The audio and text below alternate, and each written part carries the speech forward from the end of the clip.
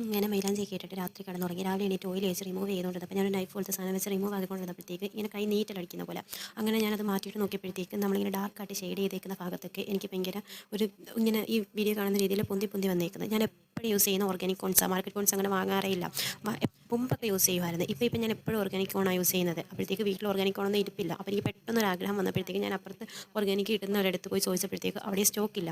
അങ്ങനെ ഞാൻ കടയിൽ പോയി ഒരു മാർക്കറ്റ് കോൺ മേടിച്ചു. മാർക്കറ്റ് കോൺ എന്ന് പറയുമ്പോൾ അത് ഓർഗാനിക് കോൺ എന്ന് എഴുതിയേക്കുന്നത്. എൻ്റെ അനിയത്തി എപ്പോഴും യൂസ് ചെയ്യുന്നത്. അവൾ പറയും നല്ലതാണ്, നല്ല സ്റ്റെയിനൊക്കെ വരുമെന്ന് പറഞ്ഞാൽ അങ്ങനെ ഞാൻ പോയി മേടിച്ചതാണ്. അത് ഞാൻ വാങ്ങിക്കൊണ്ട് വന്നിട്ട് മാറ്റി റോള് മാറ്റി നമ്മുടെ രീതിയിലാക്കി റോൾ എടുത്തിട്ട് അത് വെച്ചാൽ ഞാൻ എൻ്റെ കയ്യിലിട്ടത്. അൻസി എപ്പോഴും ഇടുന്നത് ഓർഗാനിക് 25 രൂപ എന്തോ റേറ്റ്. അപ്പോഴത്തേക്ക് എനിക്കും അതപ്പോഴത്തേക്ക് നല്ലതാണെന്ന് തോന്നിയിട്ട് ഞാൻ ഇട്ടിട്ട് രാവിലെ എണീറ്റപ്പോഴത്തേക്ക് എൻ്റെ കയ്യിൽ ഇങ്ങനെയായി പോയി. അപ്പോഴത്തേക്ക് എനിക്ക് ടെൻഷനായി. ഇക്ക ഇടലും എടുക്കലും എന്നൊക്കെ എപ്പോഴും പറയുന്നത് ഞാൻ ഇത് ഇടുകയും ചെയ്ത് ഇനി എനിക്ക് വഴക്ക് കുറേ എന്നൊക്കെയുള്ള ടെൻഷനായിട്ട് ഞാൻ ആദ്യമേ പറഞ്ഞില്ല. പിന്നെ അങ്ങോട്ട് പോയപ്പോഴത്തേക്ക് ഓരോ എടുത്തും പിന്നെയും പൊന്തി വന്ന്. കുറച്ച് കഴിഞ്ഞ് പിന്നെ ഞാൻ വെളിച്ചെണ്ണ എല്ലാം ഇട്ട് മായ്ച്ചെടുത്തപ്പോഴത്തേക്ക് അത് റെഡിയായി വന്നിട്ടും സ്റ്റെയിൻ അങ്ങനെ വരുന്നില്ല. പിന്നെ പിറ്റേ ദിവസമായപ്പോൾ കുറച്ചൊരു ഡാർക്ക് സ്റ്റെയിൻ വന്ന്. മൂന്നാമത്തെ ദിവസമായപ്പോൾ അത് മാഞ്ഞു പോവുകയും ചെയ്തു. നമ്മൾ ഓർഗാനിക് കോൺ കണക്ക് ഒരു ഭംഗിയില്ല ആ കോണിന്. അത്രയും നാളും നിൽക്കത്തുമില്ല, വലിയ സ്റ്റെയിനും ഇല്ല.